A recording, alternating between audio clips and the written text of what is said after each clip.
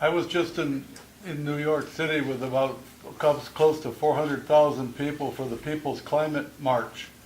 What do you hope that you can do in Washington in regard to climate change? Well, climate change is a very real issue that we have to deal with, and I understand the science of it, and that human beings are having a major impact on the climate. So we need to take action on it, and I've been talking a lot about climate change actually in this campaign, probably more than most candidates around the country.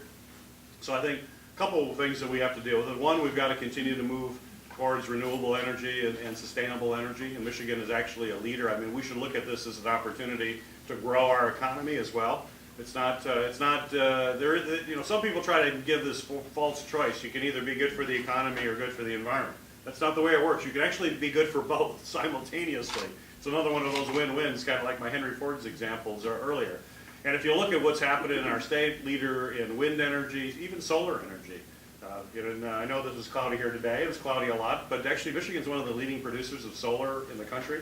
And Dow Chemical, one of our large chemical companies here in Michigan, is one of the leading solar producers. And they make they're making these new solar shingles, for example, that look very, very similar to your regular shingles you have on your house as opposed to those panels. So they're very aesthetically pleasing, fits in with the rest of the neighborhood, very efficient. I had the opportunity not long ago to go to one of their net zero energy houses in Midland, where they're located. In this house, they have their demonstration house. It costs maybe 15–20% more than the average house in the neighborhood.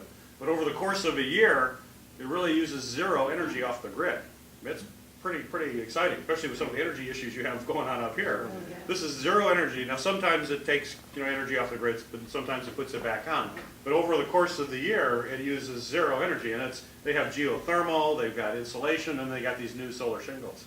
And they're saying within 5 years or so, based on how they're getting even more efficiency on the shingles and the like, they will have houses that produce more energy than they use.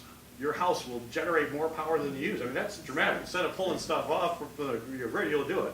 And as a guy from Michigan and from the Detroit area, I'm an auto guy. I'm the chair of the auto caucus. I have an idea. With that excess energy, you can plug your car into your house.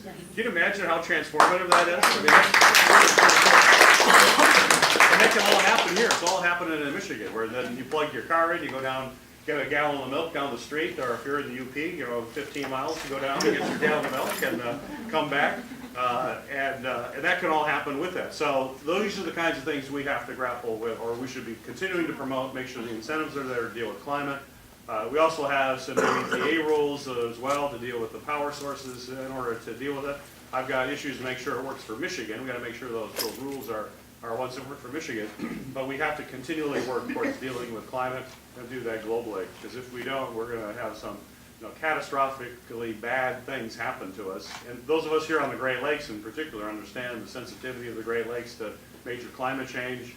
And also those in the agricultural industry. In addition to being a great manufacturing state, we're also an incredible agricultural state, as you know. And the statistic I love is that we have the most diverse agriculture in the country, second only to California. That's here in Michigan. It's pretty amazing. We don't have drought. And we don't have drought, right? We don't have drought, and we got a lot of water around us. So, and being next to this huge supply of fresh water is an incredible asset. So, but all that is at risk in climate change. So we can't take anything that we have for granted.